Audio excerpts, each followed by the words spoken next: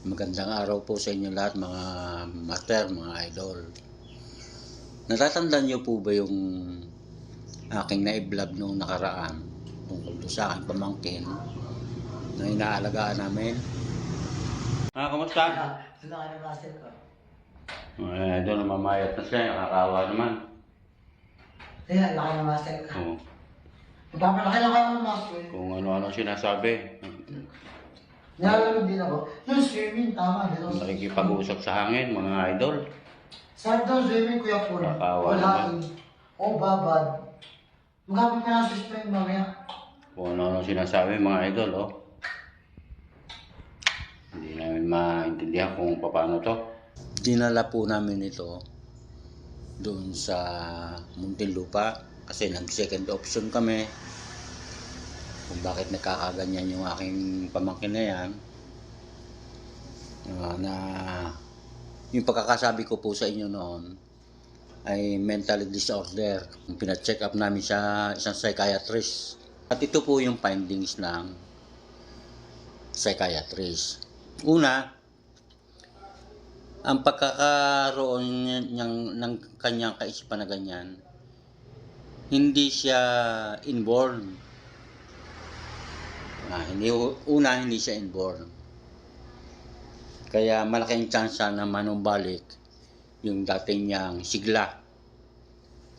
Kita niyo naman po, 25 years old na, pero ang kalagayan niya hindi maayos. Pangalawa po, ang binanggit niya sa amin, ito ay epekto lang ng trauma. Meron siyang kinatakutan ng mga nagdaang araw na sanhi ng hindi niya pagkakatulog, nang hindi siya ginaganahan pagkain, kaya yung kalagayan niya, yung katawan niya bumagsak. At siyempre, dahil sa trauma, naapektuhan yung kanyang pag-iisip. Opo. May natandaan po kami noon eh. Mahilig kasi siyang manood noon ng mga aksyon at isa doon sa napapanood niya yung kinatakutan niya. Opo.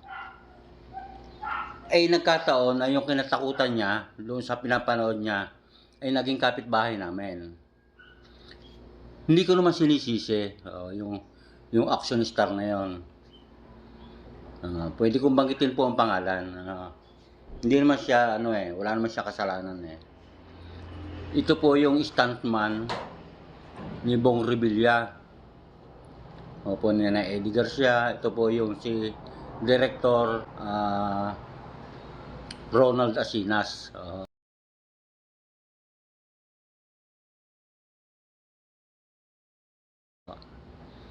Direct, hindi ka namin sinisisi. Wala ka namang kasalanan dito eh. So, si Ronald Asinas, yung stuntman director, naging kapitbahay namin kasi nakabili ng lottery ito. Mahilig siya doon sa malalaking kabayo. Opo.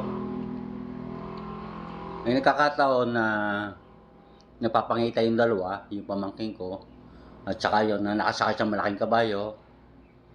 At isa pa, dahil nga doon sa nagiging kontrabida siya sa mga pelikula na napapanood niya, ay nung nagkatagpo, natakot siya. At yun lang naman naaalala namin. Naaalala namin na doon nagsimula yung trauma. Maayos na naman siyang kondisyon. Kaya binibigyan pa namin ng sapat na panahon para muli namin makapiling yung aming alaga, yung aming pamangkin. Ang gusto namin kasi yung talagang magaling na siya paglabas doon. Opo.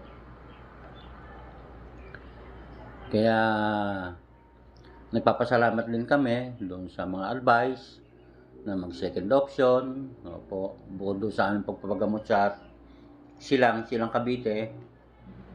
Shout out po doon sa kay Dr. Rosal. Maraming salamat po sa mga tulong na ginagawa ninyo. So, yun po, hinihintay po namin ng panahon para puspusan na siyang gumaling at maibalik sa piling namin. So, ayun, muli po, sinasabi ko kay Stuntman Director Ronald Lasinas, hindi ka namin sinisisi.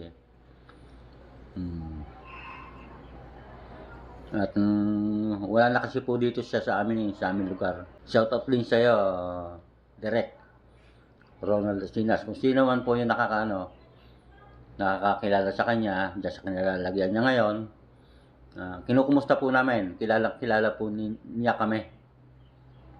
Opo, Cruzat family, Pitati family. Ayos po. So hanggang dito na lang po mga idol, mga followers, sa lahat-lahat na po na nagbigay sa amin ng advice. Maraming salamat po. Walang hanggang pasasalamat po. At sana po umapaw sa inyo ang blessing. Maraming salamat po.